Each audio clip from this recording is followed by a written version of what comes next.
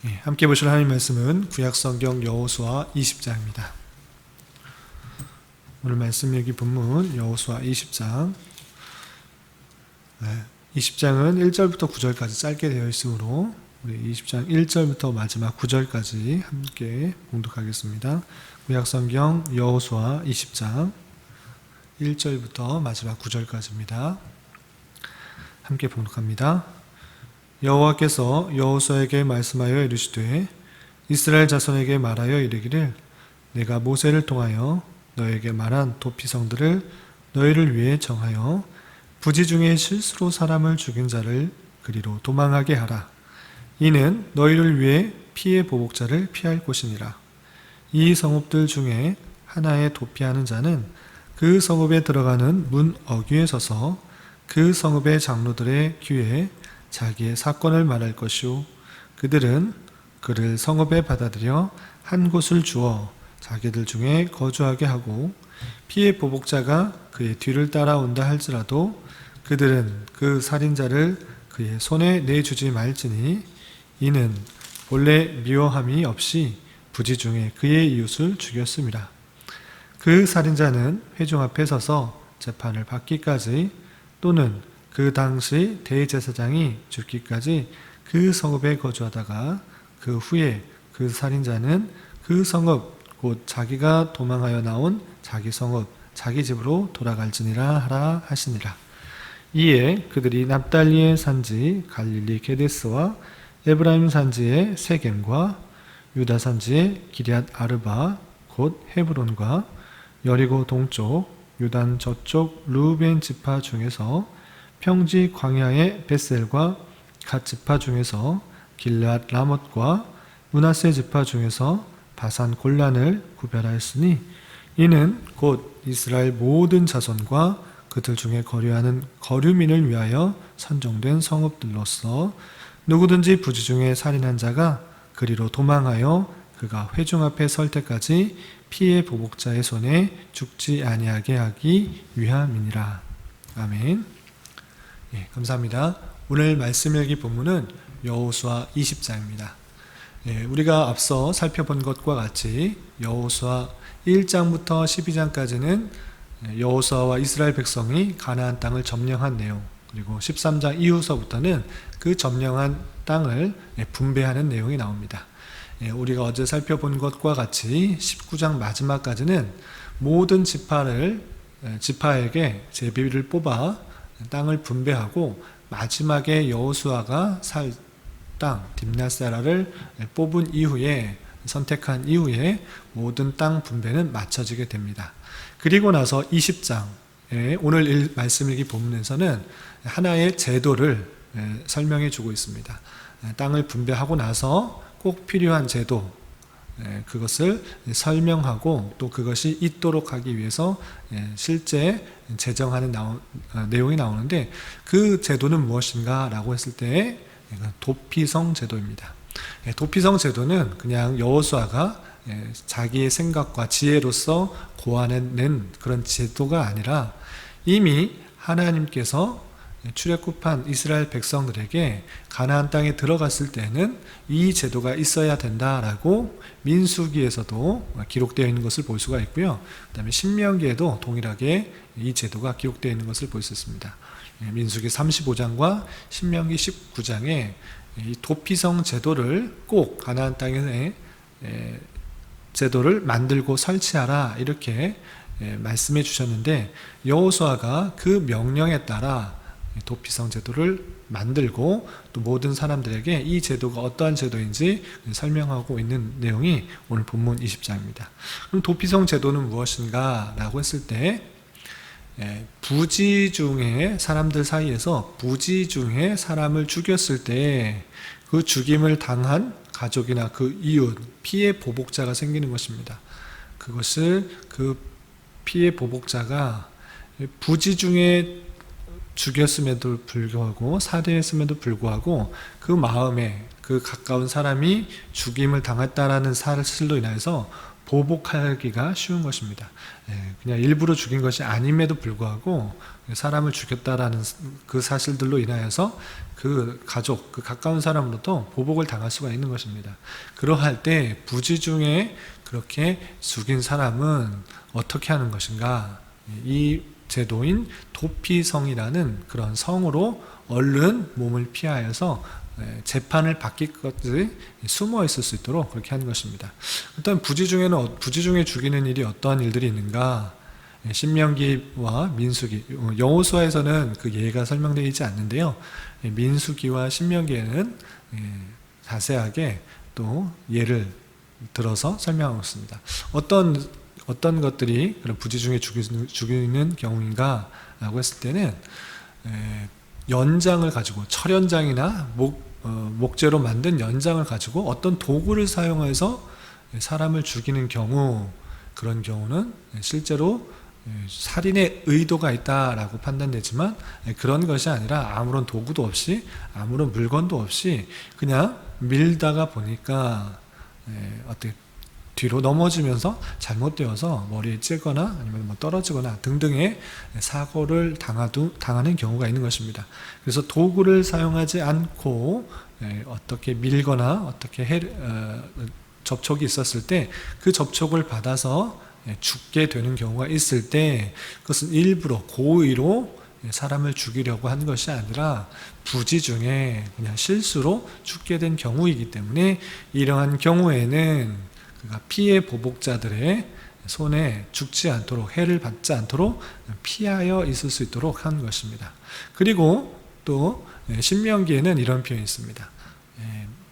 만약에 나무하러 가서 도끼 같은 것들로 치는 경우가 있는데, 물론 연장이 있었지만 그 연장을 가지고 사람을 일부러 치는 것이 아니라 나무질을 하다가 그 도끼에서 도끼난이 빠져나와서 사람을 치게 되는 경우가 있는 것입니다.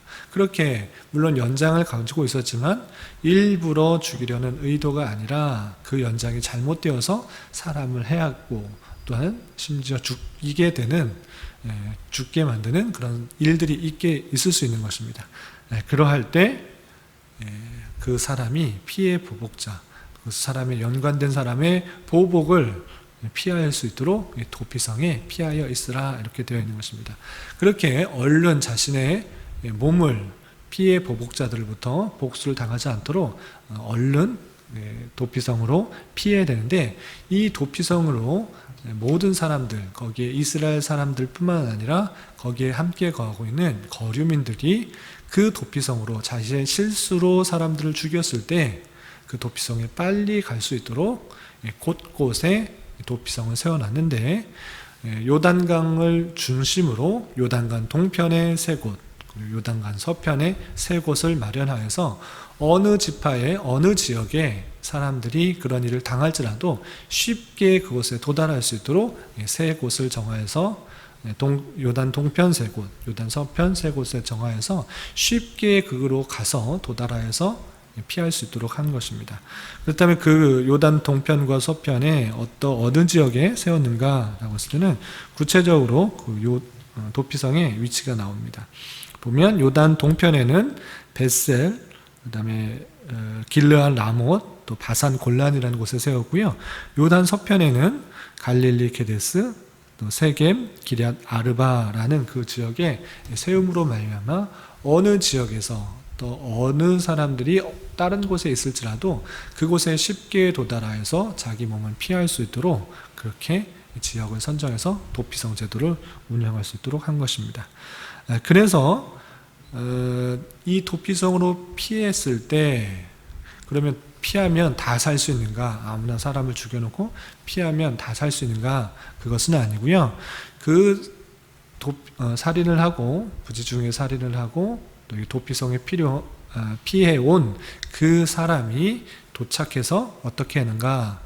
거기에 있는 장로에게 자신의 사건을 자초지종을 쭉 설명해야 되는 것입니다. 그래서 이 사람이 부지 중에 죽었는지 또 고의로 죽였는지 일단 먼저 장로가 판단하게 되고, 그리고 그것이 아직 그 재판이 일어나기 전에 그것을 일단 보호하여 피해 보복자들이 왔을 때 그를 넘겨주지 않고 보호하도록 하는 것이 또 장로의 역할들입니다. 그리고 그 이야기를 듣고 자신 혼자 판단하는 것이 아니라 많은 사람들, 많은 회중들 앞에서 그 사건의 자잘못을 판단하게 됩니다. 그래서 진짜 실수로 죽인 것인지 부지 중에 죽인 것인지 아니면 마음의 원한을 가지고 계획을 가지고 고의적인 악심을 가지고 죽인 것인지 판단을 하여서 고의로 죽인 것이면 그를 재판하여서 살인죄에 해당되는 처벌을 하게 되는 것이고, 그렇지 않고 실제로 의도가 없이 부지 중에 죽인 것이다 라고 했을 때는 그 도피성에서 계속 살면서 피해 보복자들로부터 보호함을 받을 수 있도록 한 것입니다. 그러면 그 도피성에 숨어있던, 피하여 있던 그 살인자는 언제까지 있는 것인가 라고 했을 때는 그 당시 제사장이 죽기까지 거기에서 피할 수 있도록 했습니다. 그리고 그때 대제사장이 죽게 되면 다시 원래 살던 곳으로 돌아가서 살 수 있도록 그렇게 하였습니다. 그래서 정해진 그 기간 동안에 도피성에 있음으로 말미암아 많은 해로부터, 보복으로부터 보호함을 받을 수가 있었던 것입니다.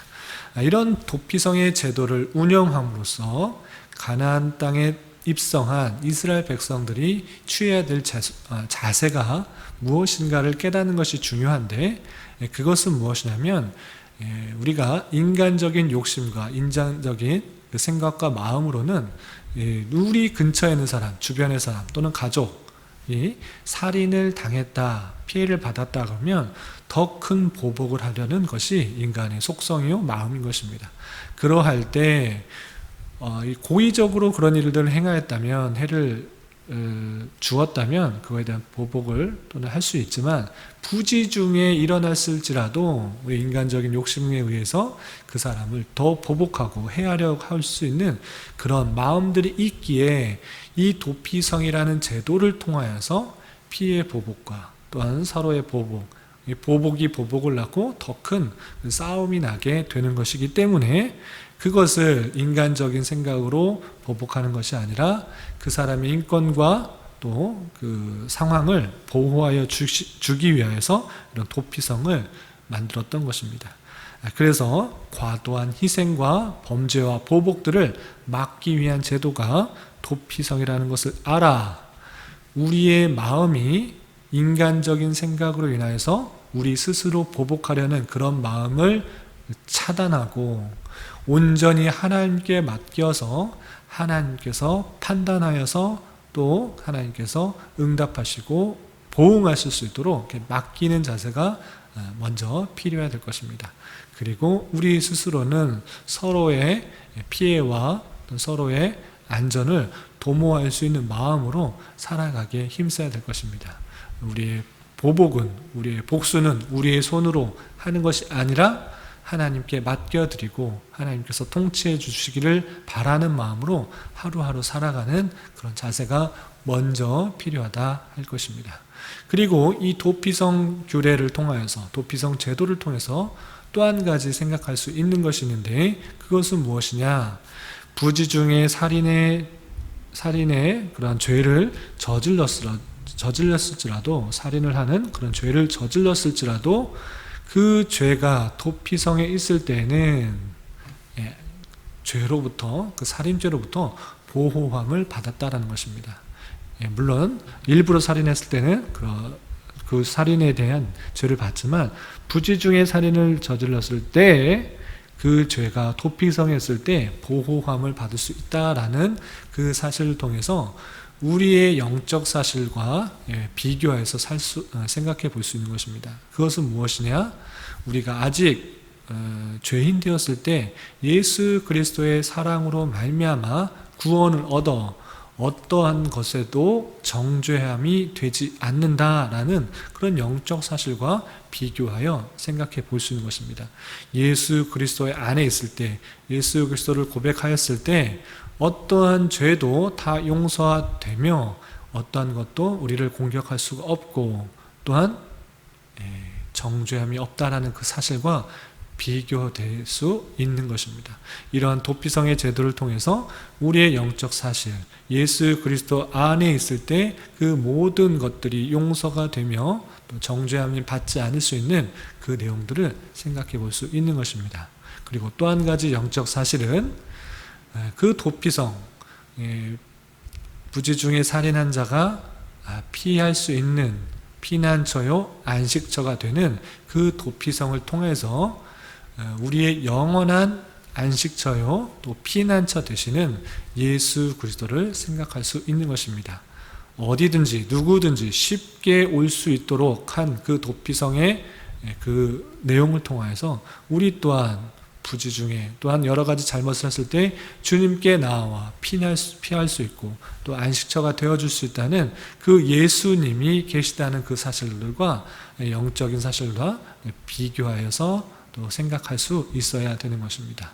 이 도피성 제도를 통하여서 1차적으로는 주변 사람들의 사회와 평화를 유지하려는 것, 그것을 온전히 주님께, 보복은 주님께 맡기고 또 사회의 안녕과 평화를 유지하려는 그런 자세를 우리가 가져야 될 것이고, 또한 우리의 영원한 피난처요 주님께 있을 때, 주님에 속하였을 때 어떠한 정죄함도 없다라는 그 사실들을 주신 예수 그리스도를 늘 생각하며 감사하며 살아가야 될 것입니다. 오늘 하루 살아가실 때 이 교훈에 따라 살아갈 수 있는 저와 여러분이 되시기를 주님의 이름으로 부탁을 드립니다. 기도하겠습니다. 하나님 아버지 감사합니다. 오늘 말씀을 통해서 부지 중에 살인을 했을 때 그 목숨을 피할 수 있는 도피성에 대하여 살펴보았습니다. 도피성의 규례를 통해서 보여주신 것처럼 먼저 나의 감정에 따라 이웃을 대하는 것이 아니라 이웃의 잘못을 헤아릴 수 있는 마음을 허락하여 주시고 이웃의 생명을 보호하고 정의를 더욱더 도모할 줄 아는 자 되게 하여 주시옵소서.